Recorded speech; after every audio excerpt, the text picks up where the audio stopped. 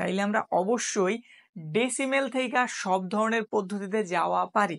সালাম আলাইকুম একাদশ দ্বাদশ শ্রেণী শিক্ষার্থীরা, কেমন আছো তোমরা? আজকে আমরা শিখবো কিভাবে ডেসিমেল থেকে হেক্সাডেসিমেলে রূপান্তর করতে হয়। তো এখানে আমরা একটা বিশাল মান লিখছি, এটা আমাদের ডেসিমেল বা দশমিকের মান। দেখাইতে হইব হেক্সাডেসিমেল এটা আসলে দেখতে কত। আর এইখানটাতে আমি একটা বক্স তুলছি, বক্সটাতে আসলে ডি ধারা বুঝেছি এগুলো সব ডেসিমেল বা দশমিকের নাম্বার। 0 থেকে 15 পর্যন্ত মোট 16টা ঘর। আর এই দিকটাতে আছে আমাদের হেক্সাডেসিমেল। আমরা জানি হেক্সাডেসিমেলে আমরা 0 থেকে শুরু করি কিন্তু শেষ করি এফ এ গিয়ে। 0 থেকে 9 পর্যন্ত আমাদের ডেসিমেলে দেখতে যেরকম হেক্সাডেসিমেলে একদম হুবহু সেম, কিন্তু ডেসিমেলের 10 মানে হেক্সাডেসিমেলে এ। বুঝছি, এখানে পার্থক্যটা শুরু হয়। 10 মানে এ, 11 ভি, 12 সি, 13 ডি, 14 ই এবং 15 হইতেছে এফ। ঠিক আছে, তো আমরা এইটুক তথ্য থেকে আমাদের কাজটা শুরু করি। এখানে আমরা যে মানটা নিছি আমরা দুইটা পার্টে নিছি, একটা পূর্ণ অংশ আর একটা কিসে, ভগ্নাংশে। তো প্রথমে আমরা পূর্ণ অংশের পার্টটা দিয়ে কাজ শুরু করি। পূর্ণ অংশ, পূর্ণ অংশতে কি দেওয়া আছে একটু দেখি। পূর্ণ অংশে দেওয়া আছে আমাদের এই যে বিশাল মানটা, তো এটা একটু তোলো। 1 2 2 3 8 3 8। আমরা কি করতেছি, ডেসিমেল থেকে হেক্সাডেসিমেলে নিতেছি। হেক্সাডেসিমেলের বেস আসলে কত, 16। তো এই ক্ষেত্রে এটা করতে গেলে আমাদের একটা ক্যালকুলেটরের হেল্প লাগবে। আমাদের একটা নর্মাল ক্যালকুলেটর হইলেই হইব। আমরা ওইটা দিয়ে ওখানে কাজগুলি শুরু করি। আমরা এই মানটারে যেহেতু হেক্সাডেসিমেলে রূপান্তর করতেছি, তাহলে অবশ্যই ভাগ দেব কত ধারা, 16 ধারা। তো আমরা যা করতেছি আমরা এখানে সব উল্লেখ করবো যে আমরা ক্যালকুলেটর আসলে কি ঘটনা ঘটাইতেছি। আমরা এই মানটার একটু তুলি, কত দেওয়া আছে, 1 2 2 3 8 3 8। 2 3 ভাগ দিলাম 16 ধারা, তো কত বের হলে আমরা একটু এখানে লেখা দেখাই। 1 2 2 3 8 3 8। যদি এটারে 16 ধারা ভাগ করা হয়, সাইন্টিফিক ক্যালকুলেটর আমি ভাগ করছি, আমাদের ভাগফলটা বের হয়েছে। আমি এখানে একটু লিখতেছি 76489.875। এই যেখানে একটা দশমিক, তুমি দশমিকের আগে কত আছে শুধুমাত্র ওইটুকের দিকে ফোকাস করবা। এক নিয়মে শিখো, জিনিসটা একদম ইজি লাগবে।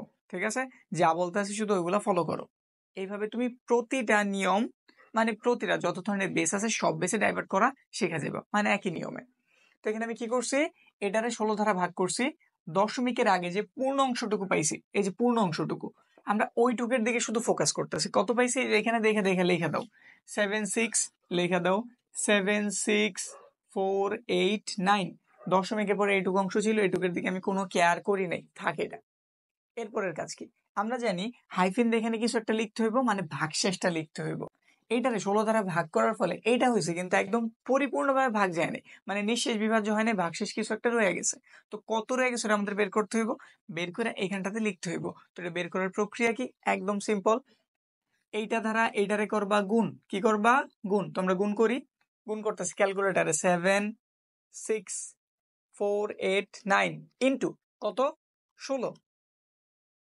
তারপর তুমি বিয়োগ করবা, কার থেকে বিয়োগ করবা, যে জিনিসটারে ভাগ দিয়ে তুমি এটারে পাইছো, যে জিনিসটার ভাগ দিয়ে তুমি কি করছো এটারে পাইছো, এই গুণ ফলটা থেকে এটারে কি করে দিবা, বিয়োগ।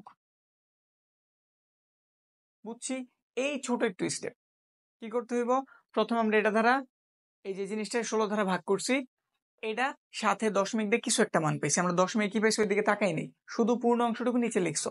তারপরে ভাগশেষ কত রয়েছে এটা বের করার জন্য কি করবা, তুমি এইটারে এবং 16 করবা গুণ, এই যেখানে লিখে দিচ্ছি এই দুটোরে কি করবা, গুণ।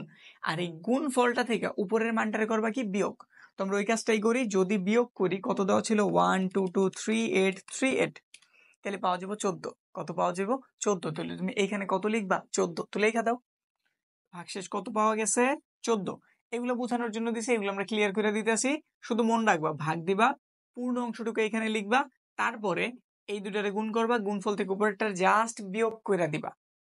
রেজাল্ট মাইনাসের বেরোবো, ওইদিকে তাকানোর তোমার প্রয়োজন নেই, তুমি শুধু মানটার দিকে খেয়াল করবা, হাইফেন দিয়ে মানটা বসাই দিবা।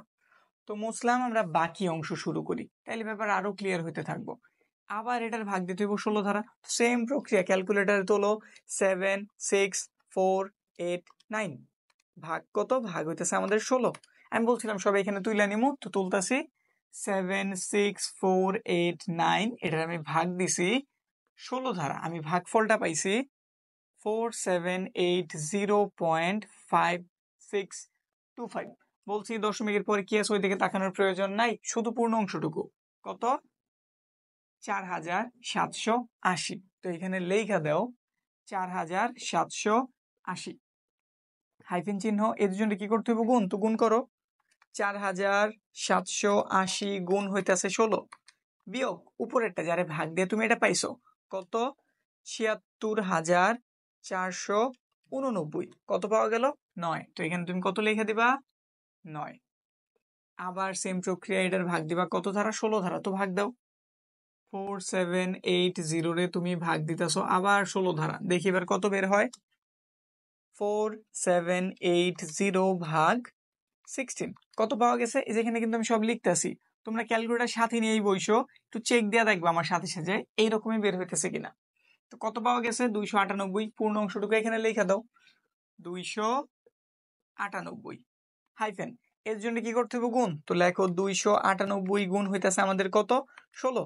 গুণ ফলটা যা বের হইব ওইটা থেকে উপরে এটার কি করে দিবা? জাস্ট বিয়োগ। 4780 কত পাওয়া গেছে? 12। তো লেখা দাও এখানটাতে 12। আবার 16 ধারায় 298 রে ভাগ। 298 298 ভাগ কত? 16। ভাগ দিলে কত পাওয়া যায়? এখানে আমরা একটু লিখি।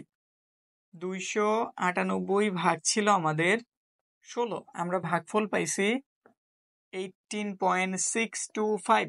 শুধুমাত্র দশমিকের আগের অংশটুকু মানে পূর্ণ অংশটুকু কত? 18। লেখা দাও এখানটাতে 18, হাইফেন দাও, এর জন্য গুণ করো। 16 গুণ 18 বিয়োগ হইতেছে উপরেরটা যারে ভাগ দিছিলাম 298। কত পাওয়া গেছে? 10। আশা রাখি ঘটনাটা বুঝছো নাকি? আবার 16 দিয়ে দেই। 16 দিয়ে যদি 18 ভাগ দেই, এটা বুঝছো একদম, ছোট তো এমনি বুঝা যেতেছে, তাও ভাগ দিয়ে দেখাই।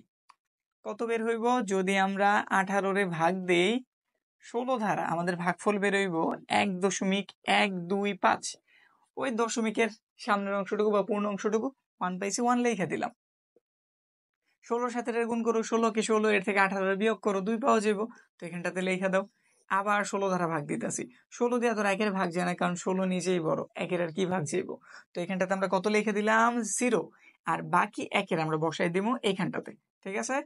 তো আমরা এই রেজাল্টটা পাইছি, এটাই হবে আমাদের উত্তর। লিখতে হবে কোন জায়গা থেকে? নিচে থেকে উপর দিকে। তো কত? 1 2। একটু লিখি, লেখার সময় একটু কাহিনী আছে, একটু দেখি কি কাহিনী আসলে আছে। নিচে থেকে লিখতে হবে। প্রথমে লিখলাম আমরা 1 2। তো লেখো 1, তারপর পাইছি 2, এরপর কত পাইছি? 10। তো 10 লেখা দিই নাকি? 10 লেখা যাইব না, কারণ আমি কিসে নিতেছি? হেক্সাতে। হেক্সাতে 10 বলতে কিছু নাই। হেক্সাতে 10 এর পরিবর্তে আমরা কি ইউজ করি? এ। তো আমাদের কি লিখতে হইব? এ লিখতে হইব। বুঝছি এটুক? সিম্পল জিনিস। এইখানে আমরা 1 2 1 2 এর মতো লিখছি, কিন্তু 10 পাওয়া গেছে, 10 এর পরিবর্তে কি লিখতে হইব? এ। তো বসাই দেবো এখানটাতে এ।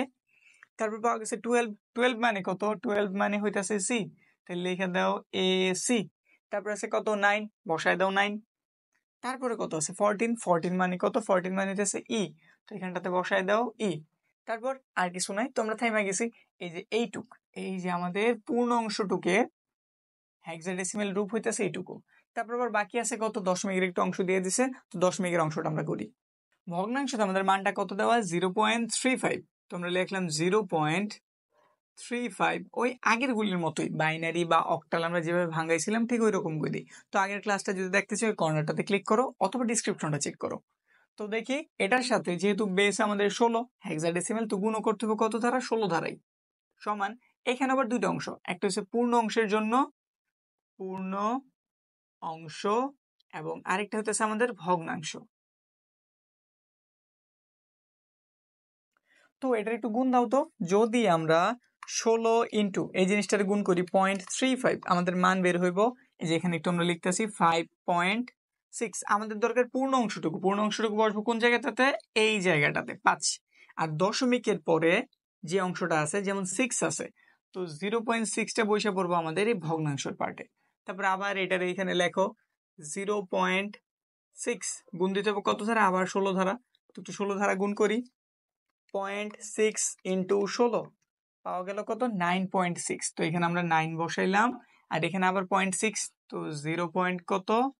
এই যে 6 বসাই দিলাম। বুঝছি কত পাইছিলাম? পাইছিলাম আমরা 9.6। পূর্ণ অংশটুকু এই যে এখানে বসাইছি, বাকি অংশটুকু এই যে এখানে বসাই দিছি। আবার এটার এখানে নিয়ে আসবা। তো বোঝা যাইতেছে 0.6 এর সাথে যদি আমরা 16 রে গুণ করি, প্রতিবার মান কিন্তু সেম এটাই বের হইব নাকি? তো এইভাবেই কন্টিনিউ হইতে থাকবো। বুঝছি ঘটনা।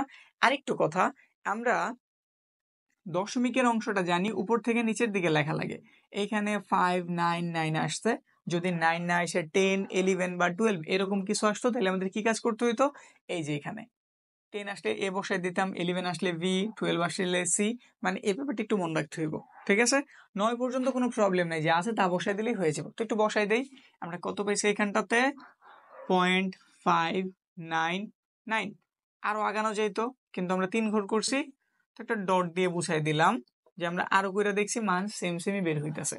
আর দশমিকের পর সর্বোচ্চ আমাদের 3টা কি 4টা ঘর বের করলে আনাফ, এর বেশির প্রয়োজন নাই। তো এই হইতাছে আমাদের ডেসিমেল টু হেক্সাডেসিমেল। আমাদের এই ক্লাসটা কমপ্লিট হইলো। আমরা তাহলে ডেসিমেল থেকে সব কয়টা পদ্ধতিতে যাওয়া শিখছি। এখন একটু কথা বলি, আমরা যখন বাইনারিতে নিছি ডেসিমেল থেকে তখন আমরা কত ধারা ভাগ করছি, 2 ধারা। মানে এই যে এই প্রক্রিয়াটার কথা বলতেছি। যখন আমরা অক্টাল করছি আমরা কত ধারা ভাগ করছি, 8 ধারা। যখন হেক্সাটা করতেছিলাম আমরা কত ধারা ভাগ করতেছিলাম, 16।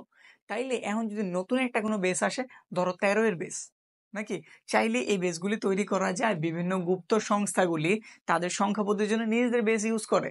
তো তুমি নিজে চাইলেও তোমার নিজের বেস তৈরি করতে পারো। তোমার বেস ধরো তুমি 17টা বেস নিয়ে করবা, 16টা নিয়ে করবা, 5টা নিয়ে করবা, তোমার ইচ্ছা।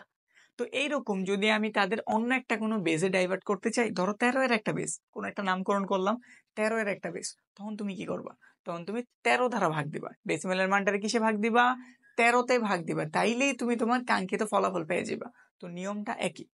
পূর্ণ অংশের জন্য যত ডেসিমেল থেকে তুমি যত বেশি নিতে চাও তত ধারা এই নিয়মে ভাগ করতে থাকবা, আর দশমিকের অংশটা এইভাবে গুণ করে করে মানগুলি লিখতে থাকবা। তো এই হইতেছে আমাদের প্রক্রিয়া। তাইলে আমরা অবশ্যই ডেসিমেল থেকে সব ধরনের পদ্ধতিতে যাওয়া পারি, নাকি? যদি না পারো আগের ক্লাসগুলি দেখো, প্রতিটার লিঙ্ক ডিসক্রিপশনে অ্যাভেলেবল আছে।